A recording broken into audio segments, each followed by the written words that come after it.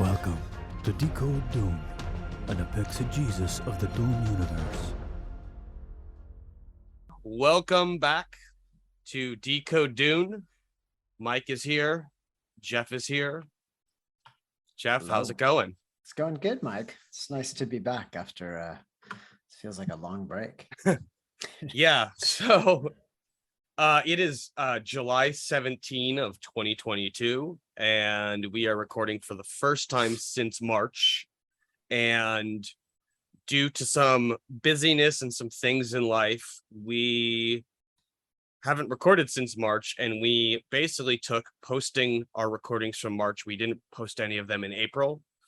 And ironically, we're recording this before the final of our previously released episodes, or previously recorded episodes, was even released. So in the future from today, but in the past of when this comes out, there will be talk about how I got married. And if you show up at the wedding at the SoCal Renaissance Fair on April 30th and you whisper, "I'm a friend of Jameis," I will buy you a beer.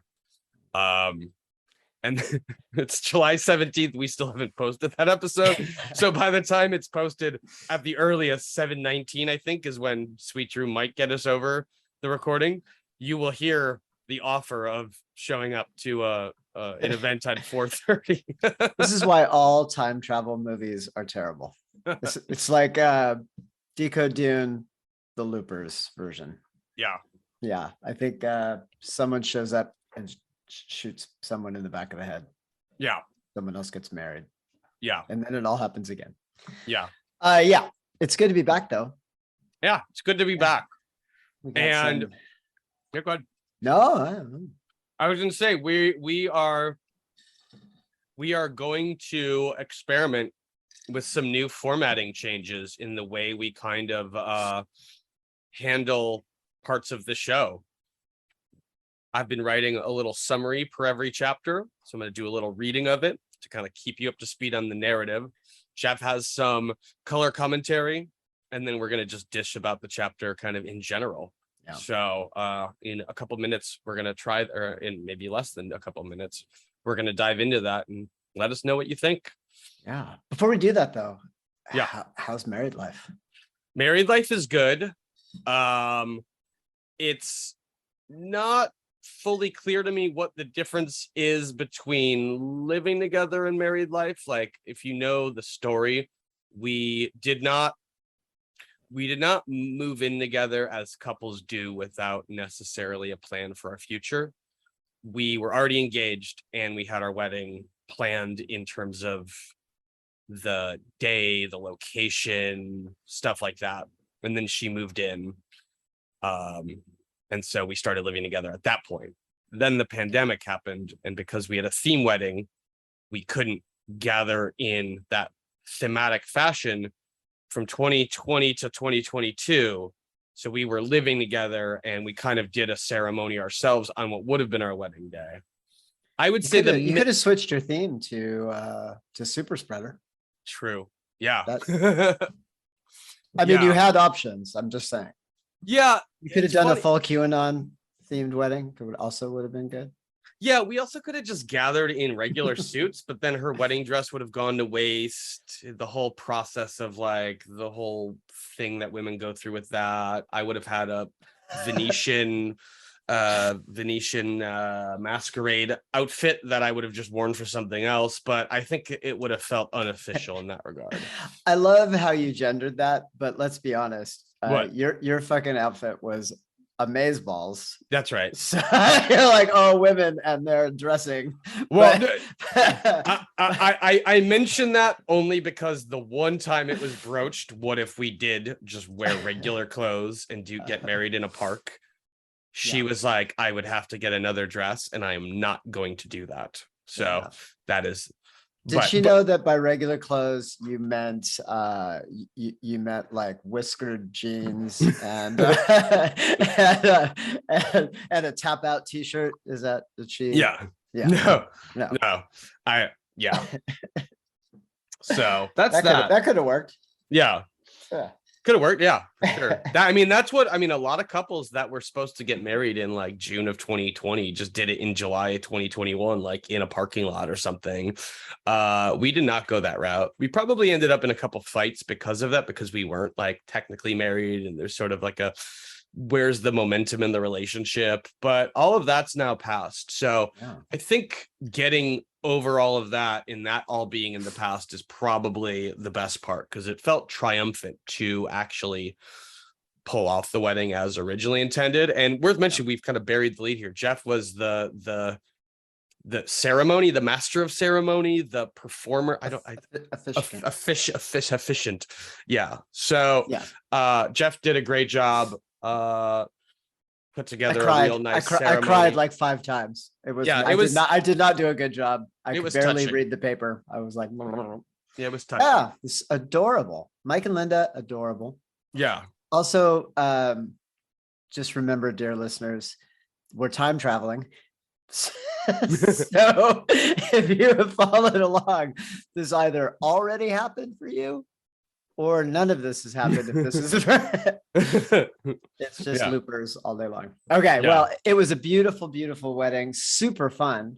It was a great day to be. It was a little warm, but not too bad. A little warm. Yeah. A little warm. I wore that costume all day. I feel like I made a fundamental error. Yeah. Because I saw like Gandalf the Red. Uh-huh. Who's a guy who goes to those things, and it's like his jam. He's really big dude. He's like got a long wizardy beard. Yeah. I know exactly. And he had a bro. I don't know who that, but it's another Gandalfy guy. And just for everybody's information, I think that was Radagast. Could have been. Yeah, of course. He didn't have enough bird poop, but possibly. Right? Yeah. Right, because isn't that Radagast? If we're talking about, there is literally a duo who are like to the T a perfect Radagast and Gandalf, but you may be talking about another. No, we're probably talking about them. I just think he needed more bird poop. Yeah, and considering the amount of geese at the venue, I think could have made it happen. Could have been fresh. Anyway, exactly. But I felt like my costume was like right on fucking point with theirs, but I was wearing sunglasses, and I think that kind of detracted. You felt like you gave in. Well, I feel like people looking at me would be like, I think it just broke the whole illusion. So I feel like whatever, the way that I looked during the ceremony is not how I looked walking around at the event. So I didn't want or need a lot of attention, but I just noticed that maybe the sunglasses ruined the whole vibe. You should have suffered for your art. Yeah. Well, this is reason number 732 that I'm not an actor or a method actor. Yeah. Not gonna go there for the enjoyment of others. No. Anyway, it was beautiful day. It was fun. This whole SoCal Ren Fair season, at least the times we went, and we were, of course, I'm going to say shackled, and that might sound negative, but we were shackled to certain dates we could go, because otherwise we had plans all related to the wedding and coming back off of it. It just so happened that the 3 times we went was very hot, unseasonably hot, or historically hot. I'm a nerd, so I went and looked up based on dates what the weather was like on the days of like 2019 we went, in 2018. Solid 10 to 15 degrees warmer the days we went than like any of the other days. 2019 was unseasonably cool, which is preferred if you're going to spend all day outside in a costume. So I think with 2019 being the last time we went for then 2 years because of the COVID shutdown, I think in my head it created this idea of like, oh, spring in LA is like 65 degrees and misty. And then like, no, it's not all. Anyway. Yeah. Now we're just, now we've gotten real deep. We definitely have to give a shout out to this woman in Poland made my costume. Yeah. And when I ordered it, it's like Etsy, right? So it's like, there's N of 10 available right now. So I was like, buy it. Looks amazing. She immediately like messages me and says, okay, it'll be ready in 6 months. Right? I was like, Yeah. wait, what? So I was like, oh, hey, I actually need this like in a month for this wedding. And she's like, oh, you must be insane. I make these things by hand. And I was like, well, okay. Yes. Also, it said you had 10 available or whatever. And she's like, oh, that's an Etsy thing and that's not a me thing. I was like, okay. We went back and forth. And so I explained that it was for Mike's wedding. And she's like, okay, I'll do it. And she did. She like powered through it. I had to measure myself, which I didn't really know how to do. She's just patient at every turn because I'm a dummy. I didn't know. She knows all the history, so she was asking me questions, and I didn't know the answers. But that thing came out amazeballs. So I just wanted to it was say, incredible. yeah, and we'll put in the show notes a link to her stuff so you can see her Etsy store and the work she does. It's amazing, and just could not be happier. It's a work of art. Yeah, it was great.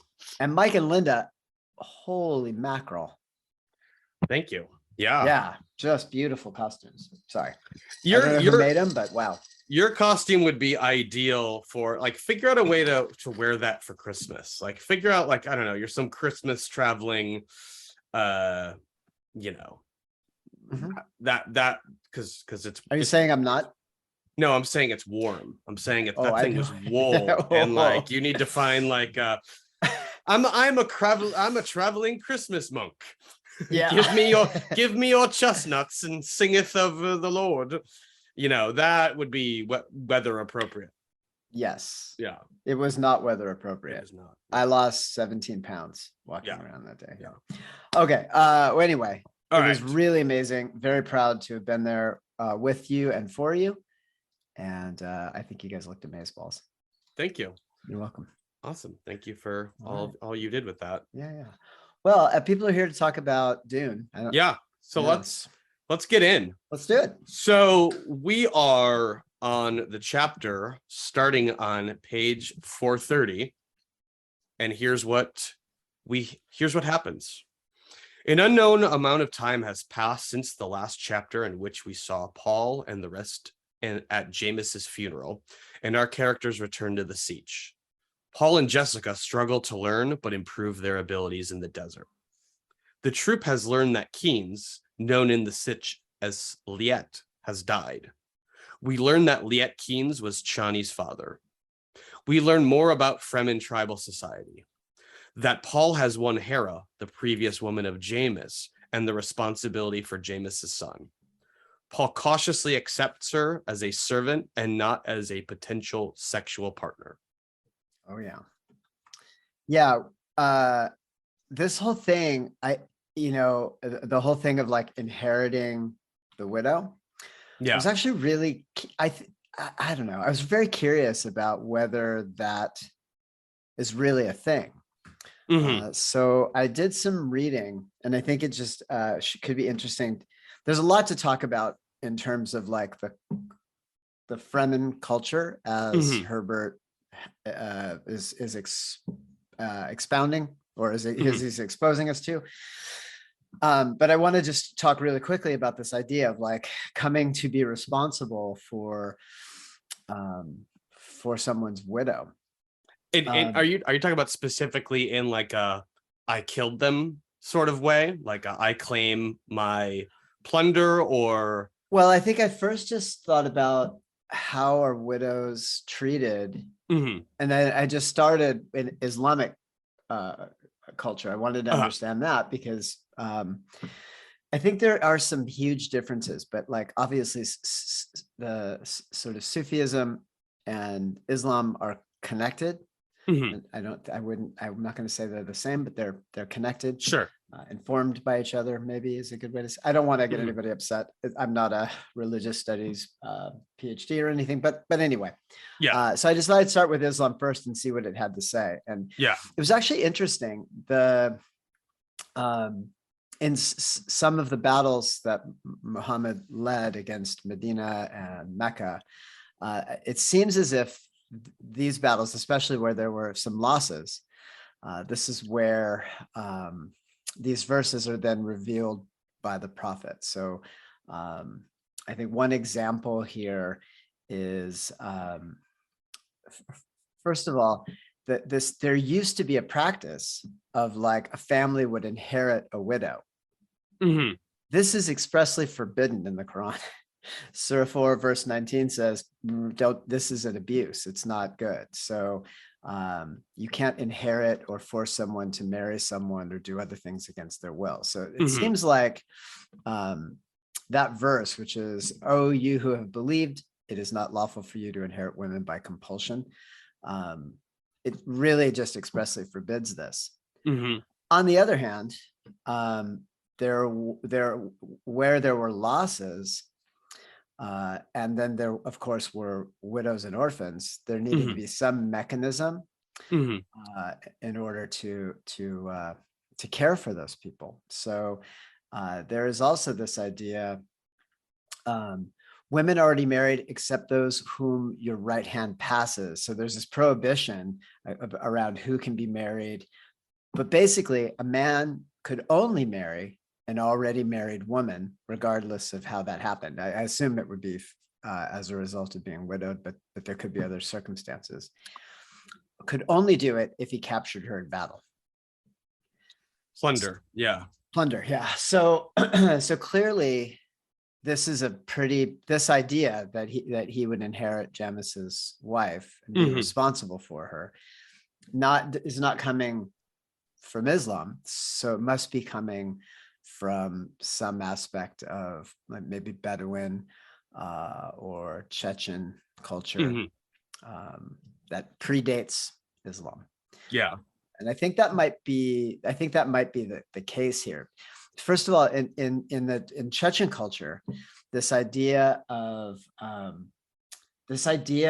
receiving guests and caring for them. This is separate, of course, from inheriting someone as your property or whatever. So we'll take that separately. But this is a very deep part of Chechen culture, as I've understand it through my reading. I'm not Chechen, so and there are quite a few, by the way, very capable Chechens in the UFC. If I got this wrong, please educate me. I will listen, but we don't have to fight about it.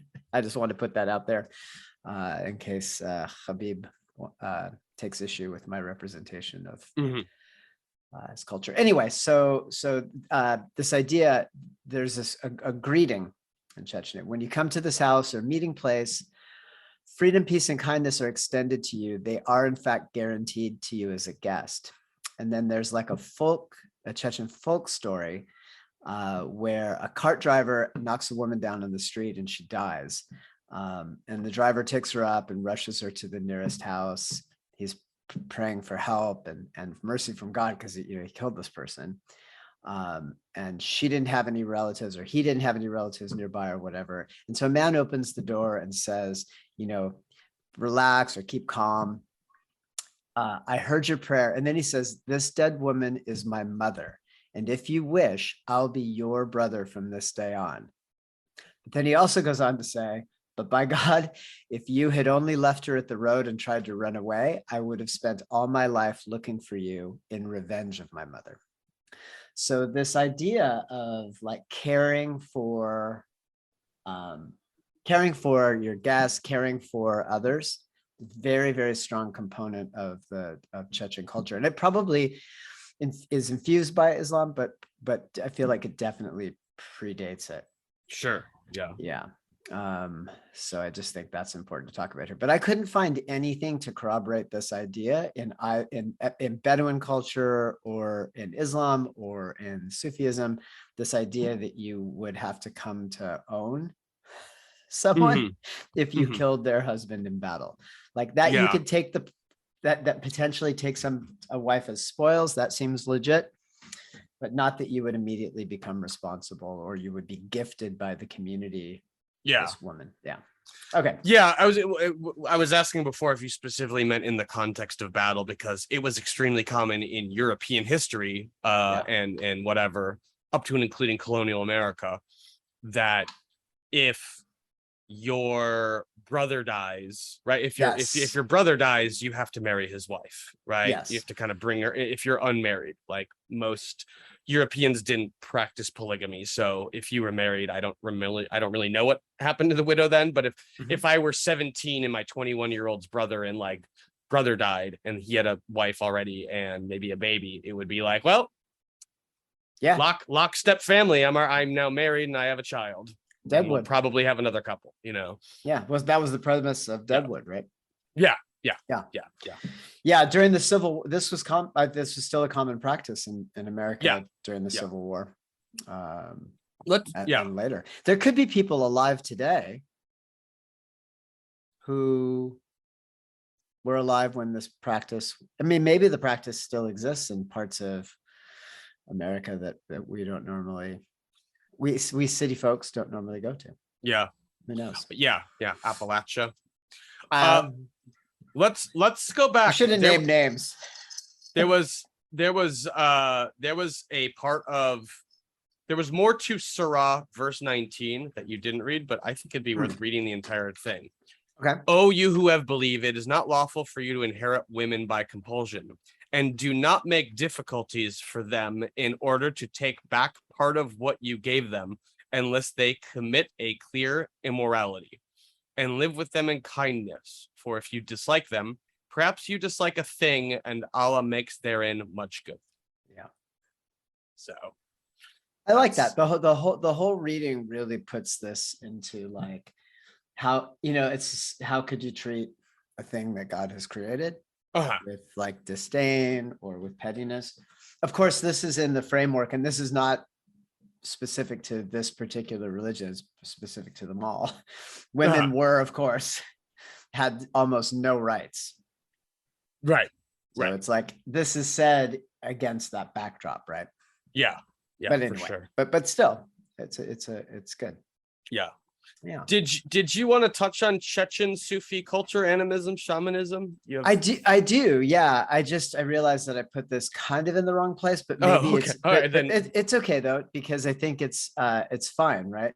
Yeah. Like I think the thing that's important to talk about here is it's not clear to me. Herbert's taking a lot of, he doesn't really make it clear. I've made this comment many times. He writes these novels like he's writing a newspaper article, right? So he's reporting the facts as they occur or as they come into focus, but doesn't give a ton of exposition. So it's unclear to me what Fremen culture and what it's religious, what these aspects, where they really come from. But I think it is important to talk about the fact that since we know he borrowed heavily from Chechen culture, that maybe what he's mixing here is the prehistory of the religions that we more commonly understand. So that would be like animism and shamanism. And so animism is this idea that everything in nature is alive, and that certainly is present in the way that the Fremen think about their world. But they also believe that your spirit is like this motive, alive force that kind of permeates everything. So I think this also could tie into the desire or the necessity to care for the family of someone that you've killed, because that person's spirit, that person's soul isn't going anywhere. And their religion, and we'll talk about this more when we get to, I think, the next chapter. I don't want to give any spoilers away, but when some drugs get taken and some religious rituals happen, but this idea of being able to see and interact with the spirits of people that we know could have a lot to do with it. Like I do know that in Tibetan culture, it is considered really bad form to wear the clothes of the dead, or it's not really good to mess around with their stuff. And the reason for that is that in Tibetan Buddhist culture, which also has this sort of shamanistic, animistic pre-Buddhist religion called Bon. So the idea here is that when you die, your consciousness is still present. As a matter of fact, when the monks pass, they usually they're meditating, and their consciousness is moving from the form it currently occupies, and it's moving forward into another form. And the Tibetan Book of the Dead is literally like a process by which you perform the meditations that help you to secure a more auspicious rebirth, right? Anyway, so wearing the reason that it's not good to wear the clothing of the dead is that when somebody dies, there's a period of, like, I think it's like 72 hours or something, where they're pretty much still here. They're I've heard of this. Yeah, and like things are a little weird, and they're like, what the fuck's going on? And they can see and they can see everything that's going on, and they might stay. They might get super fascinated with the powers that they have to like zip around the world, like at the snap of a finger, or they might just get overly fascinated with what's happening here, and then they would forget, oh, there's a process that I need to participate in so that I can secure a rebirth. That would be bad. So anyway, a duty that the living have is not to do things that encourage the consciousness of the dead to linger.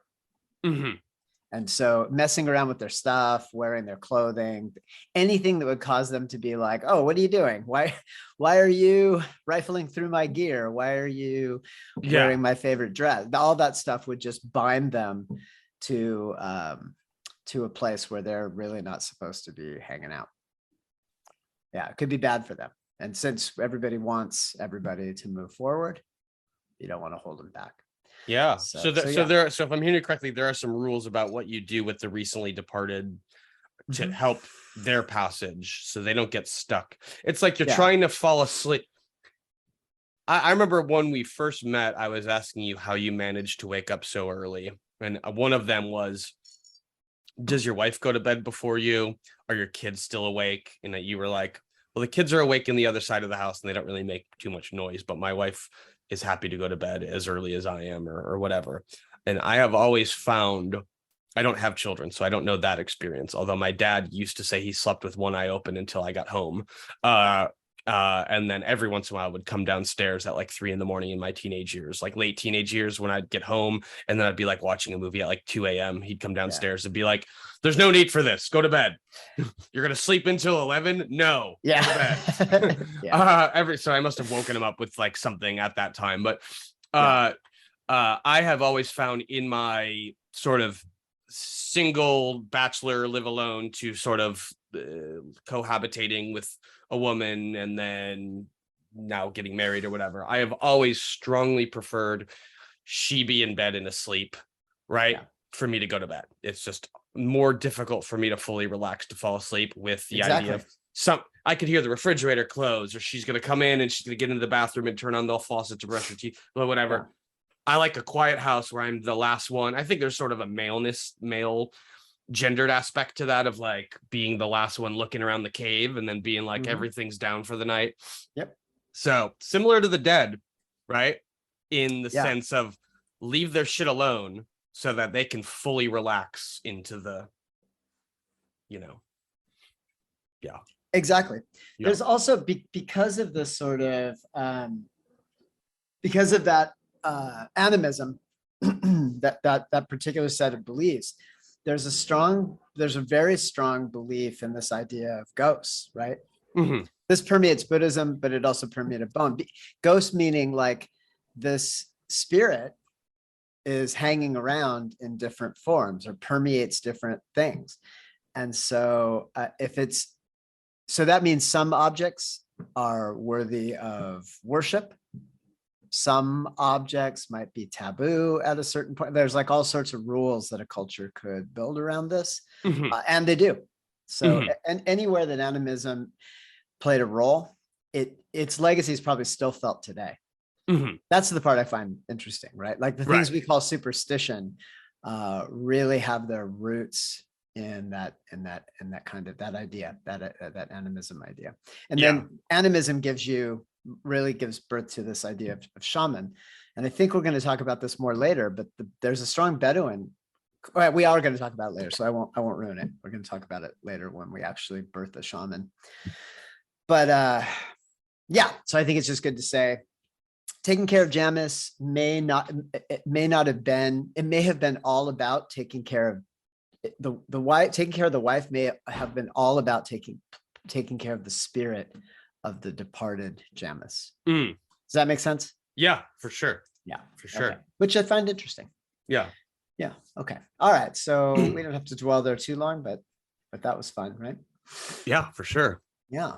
Continuing on, we learn more about Sietch life. They have factories in which they use spice to manufacture goods such as plastics to become moisture collectors.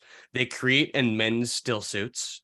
They also have an education system where they teach children based on Liet Kyne's teachings. In the closing hours of this Sietch, children are still in school. Paul feels the pull of Sietch life and Fremen culture, while aware all ensnarement will simply lead to the wild jihad, which must be avoided at all costs. Exactly. And that's kind of the end of the chapter, but there's, I think, still a lot to talk about. Oh, definitely. That pull of Sietch life, I think, well, first of all, I would say this. I want to talk about the jihad. So I made a note here, and I might just read it. Right, what the Fremen perceive as local or temporary fighting against the Harkonnen, we know, and I hope this isn't a spoiler for anybody, but it might be, is going to become permanent, and it's going to become quite literally universal. This has a. What was that last part? Oh, it's going to become universal, right? Because the jihad extends beyond Arrakis out into the universe, right? Yeah. But the main thing is this idea of like being locally bound, like geographically bound. So in this case, to Arrakis, but also being temporally bound, meaning I'm having this fight now, but I don't expect this fight to last millennia or whatever. I expect to win or lose, live or die, like be victorious or whatever. But I expect that to happen within this time frame. It's bound temporally. But the truth is, these kinds of battles in this jihad is likely have long-term consequences. And so since we're talking a little bit about Sufis and Bedouins, and I think there's a real corollary here between Lawrence of Arabia, the T.E. Lawrence, and what the British and the Arabs were doing in their fight against the Turks. That illustrates this. So, you know, Lawrence and the Arabs that fought alongside him, their job was to structurally undermine or destroy the bridges and sections of railroad that the Turks were using. The Achilles heel in the Turkish strategy in that war was literally that maintaining that railroad, which maintained the supply lines to their outposts. So this is where this is happening. And so there's like 600 miles of railroad that connects the north and the south. And so as they destroy them locally and temporally, these are victories. Right. Yay, right? If you watch Lawrence of Arabia, and you can get past all of the stuff, the reasons why it's not that great, it's still it's a fun story, and you can really get behind. Who can't get behind like these scrappy insurgents doing well against a much larger, better organized army with superior technology? We love that story, and we're also going to talk about that more deeply in a little bit. But anyway. No one's thinking about the long-term consequences, right? And the long-term consequences of destroying that rail line is that the very same, while it blocks the ability for the Turks to resupply their remote outposts, it also cuts these Arab communities off politically and economically from the rest of the country. Right. There, right? But nobody's thinking about that because that's a future consequence. It, by the way, still it felt doesn't today. it doesn't matter if we're dead, right? Well, I even think that I think that it's more than that. It is when you think about, like, for instance, I hope this doesn't go too long, but like, let's imagine, because it's easy to imagine, you are confronted with a situation in which you have to defend Linda, or I have to defend Kate. Yeah. So locally, and let's just say that it's, and we're in the right. Like, I am right to do this. I am right to interact with this person who is accosting someone that I love. Right. The rightness is locally, it's geographically condensed. It's right here, right now. Right. So it's locally condensed, geographically condensed, and it's temporally condensed. Yeah. There's like a fence around this action. But the minute that I defend myself, I could be setting up a causal chain that extends far beyond the moment. Right. This decision could have impact on, like, let's just pretend it's somebody we don't know or whatever. Let's imagine that let's imagine, because I haven't, but I have created, wealth that I could transfer to another generation, or I've done a lot of other things in my life. And so here I am, I make this local decision. It feels right. It aligns with my values. I'm being the protector, blah, blah, blah. And the next thing you know, I've done the right thing. High fives all around. I saved the day. I saved my wife. But now I'm dragged into a legal process, a civil process. And years from now, who knows how that worked out? Right. Because the rightness or wrongness of the action is so subjective. Was it right for me and my values? Maybe. Was it right legally? Do other people perceive it similarly? What are the long-term economic impacts? Like, there's all sorts of things to think about, but we don't usually think about it that way. This is happening right now too. Paul's like, oh, becoming jihad is bad. Well, we think it's just, I think when I read it anyway, I shouldn't tell other people what they think, but when I read it, I'm like, oh yeah, because war, right? Like, war would be bad. Right. But it's way more than that. It's what if you lost? Or what if you win, but which, I don't want to give away the entire thing, but like, what if you win?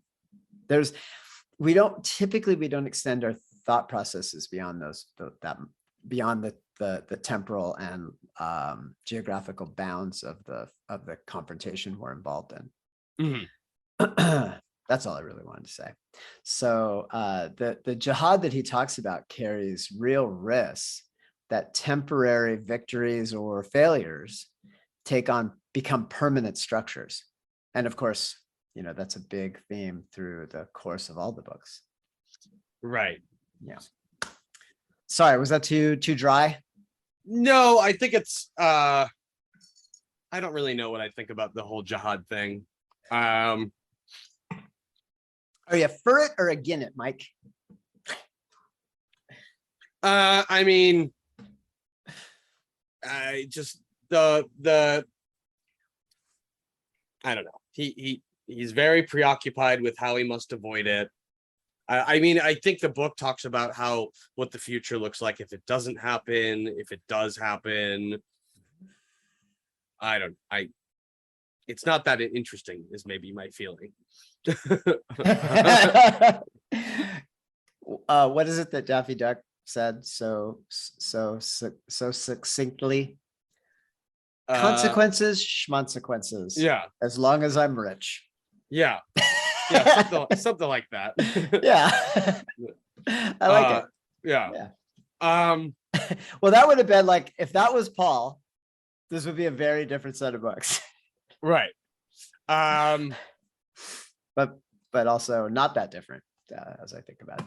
All right. Well, so there we are. So jihad, the idea of jihad carries mounting risks that will scale as the timeline expands.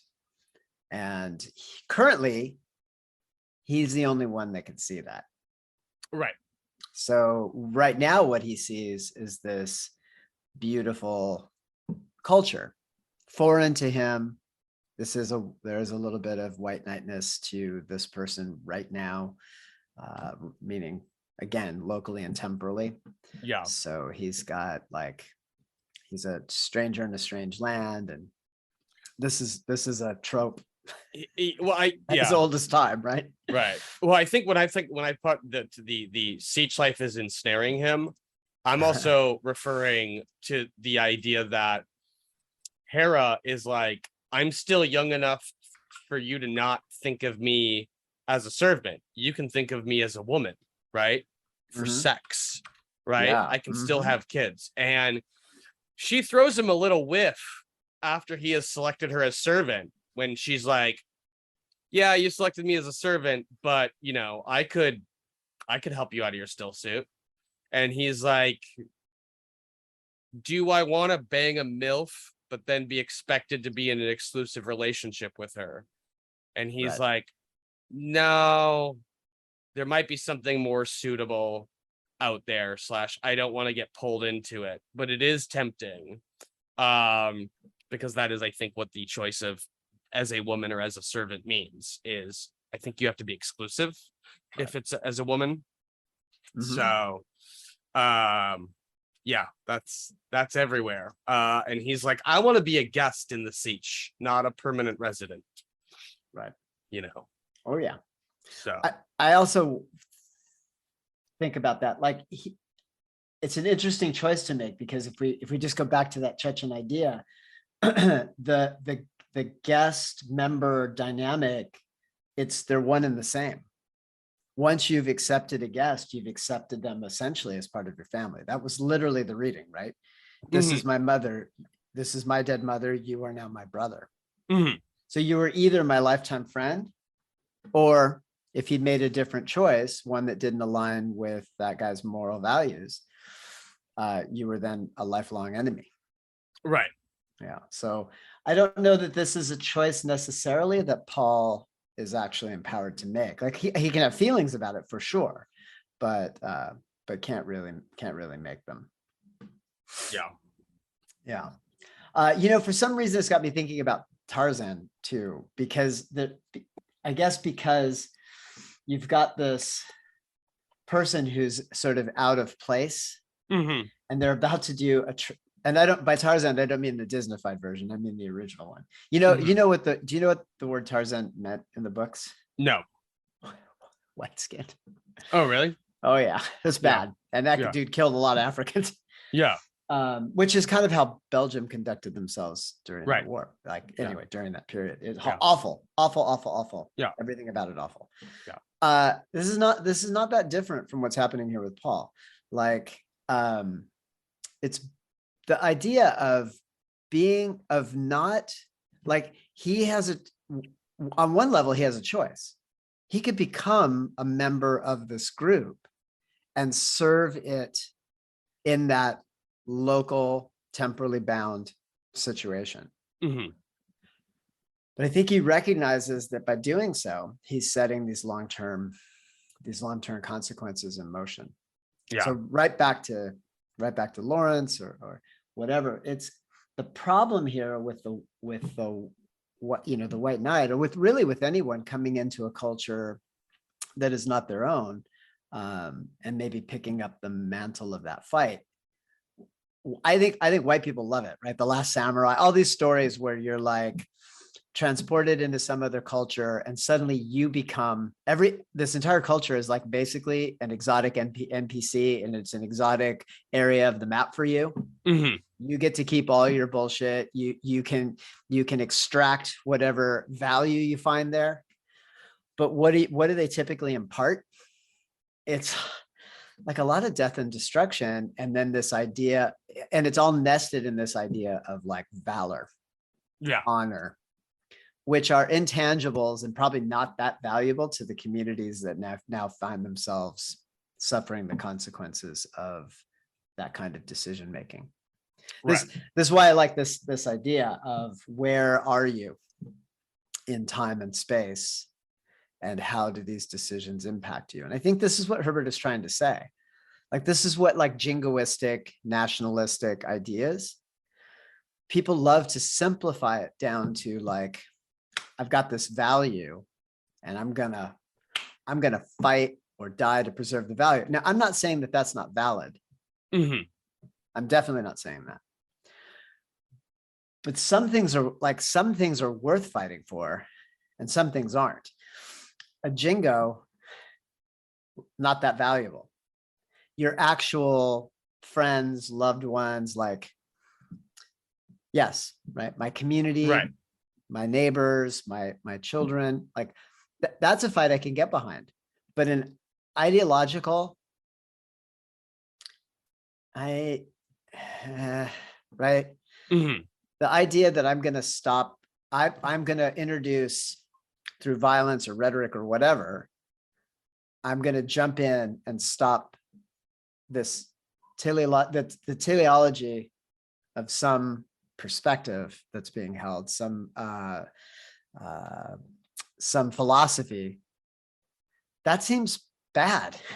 Because how could you fucking see the consequences to the group, to the place, to the time? How can you really extrapolate them? And I think that's what Herbert is really trying to say. That's where this whole like the jihad, the shining path, like this drive to create, to shape the present so that a particular future unfolds. Very dangerous. Yeah. Anyway, I definitely now rambled too much. You want to? That's okay. Are we at a So good place to? yeah, let's wrap this chapter unless there's anything else to say. Yeah. My only comment, just to reiterate again, a lot of weird sex stuff. Oh yeah. Paul does not. Yep. Okay, so anyway, if you have been listening, thank you for tuning in. Catch us next week for the next episode where we pick up on page 441. 441. All right, bye. Bye. Like and subscribe wherever you listen to this podcast. And to hear more readings, become a Patreon supporter at Patreon /Decode Podcast.